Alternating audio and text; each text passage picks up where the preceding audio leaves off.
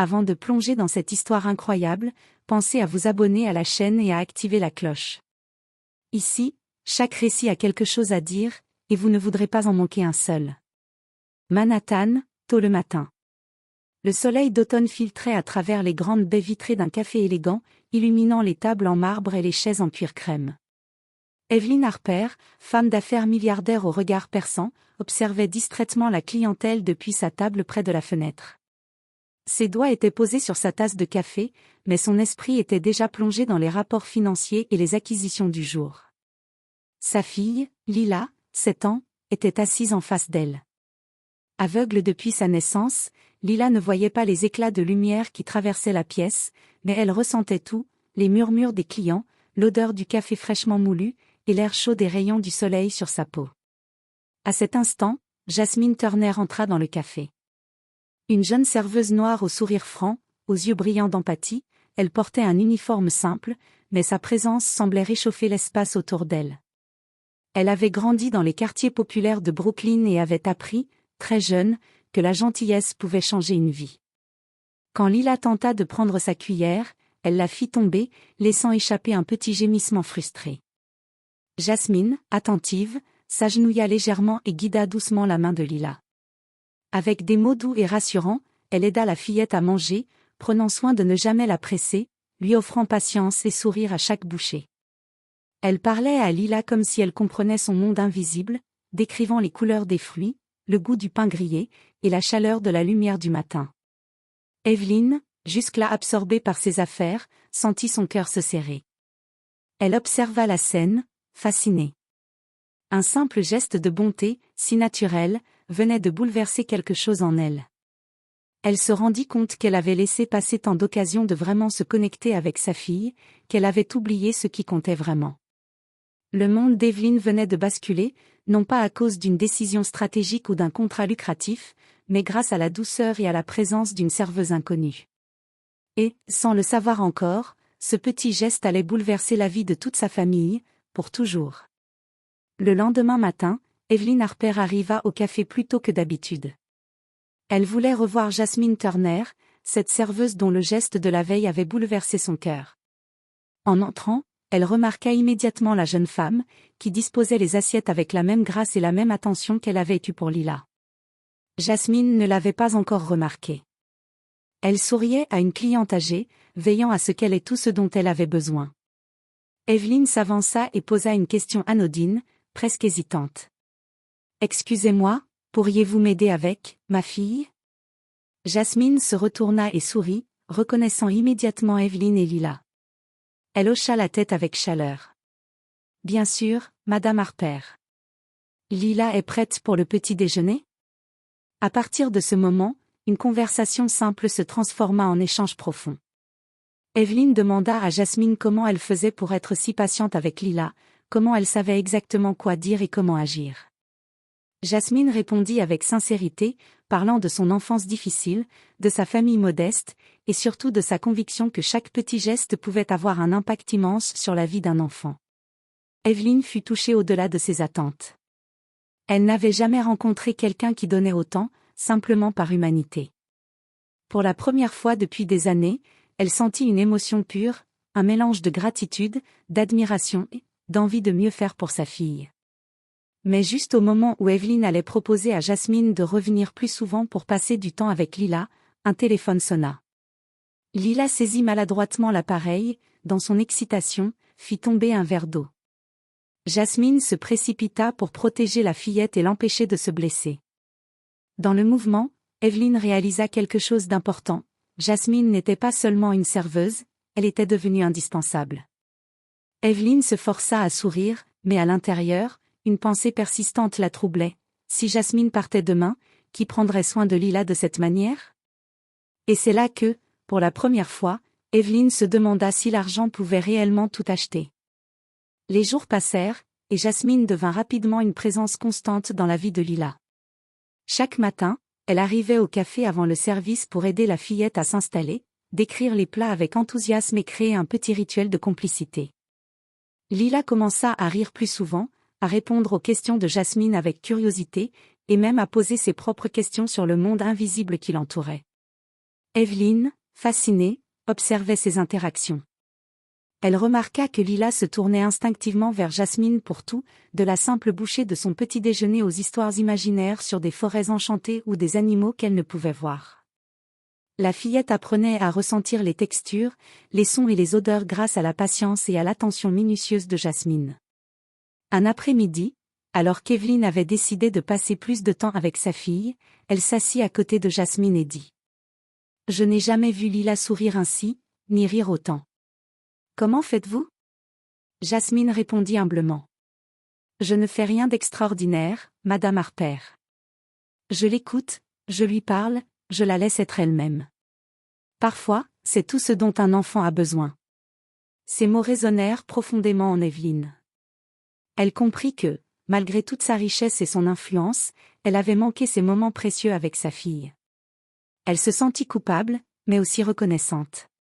Elle décida silencieusement que plus jamais Lila ne serait seule face à sa cécité, et que Jasmine deviendrait un pilier dans leur vie. Cependant, cette proximité nouvelle provoqua aussi une tension inattendue. Un matin, alors que Jasmine guidait Lila vers sa chaise, un client riche et pressé la bouscula accidentellement, faisant tomber la fillette. Lila se mit à pleurer, et Evelyne sentit une colère qu'elle n'avait jamais ressentie, un mélange de peur et de protection. Elle se précipita vers eux et s'exclama : « Comment osez-vous ? » Le client, surpris, s'excusa à peine avant de partir. Jasmine, calmement, prit Lila dans ses bras et la rassura. Evelyne, témoin de cette scène, comprit que Jasmine ne se contentait pas de servir, elle défendait et protégeait, avec un courage silencieux et naturel. Ce jour-là, Evelyne prit une décision qui changerait tout. Elle allait proposer à Jasmine une place permanente dans leur vie, une position qui lui permettrait de rester proche de Lila et d'influencer positivement son avenir. Mais une inquiétude persistait, Jasmine accepterait-elle ? Et si elle refusait, qui prendrait soin de Lila de cette manière ? Le doute et l'espoir se mêlaient dans le cœur d'Evelyne, préparant le terrain pour un choix qui bouleverserait leur existence à tous. Quelques semaines plus tard, la routine s'était installée. Lila attendait chaque matin avec impatience l'arrivée de Jasmine. Evelyne, quant à elle, commençait à passer plus de temps avec sa fille, inspirée par l'exemple de Jasmine. Mais un événement inattendu vint bouleverser cette harmonie. Un matin, Jasmine reçut un appel qui fit pâlir son visage. C'était une offre d'emploi dans un prestigieux hôtel de Los Angeles, une opportunité qui aurait transformé sa vie financièrement et professionnellement. Mais accepter signifiait quitter New York, et surtout, laisser Lila derrière elle. Elle hésita, serrant le téléphone dans sa main. Lila, percevant l'inquiétude de Jasmine, posa sa petite main sur la sienne. « Ça va, Jasmine ?» Jasmine sentit son cœur se serrer. Comment expliquer à cette fillette qu'un choix adulte pourrait les séparer ? Evelyne, qui avait observé toute la scène discrètement, comprit immédiatement l'enjeu. Elle savait que Jasmine était devenue indispensable pour Lila, mais elle ne voulait en aucun cas la retenir par pression ou par argent. Plus tard dans la journée, Evelyne invita Jasmine dans son bureau. La pièce, vaste et luxueuse, respirait la puissance et la richesse. Evelyne, pour la première fois, ne parla pas d'affaires, mais de cœur à cœur.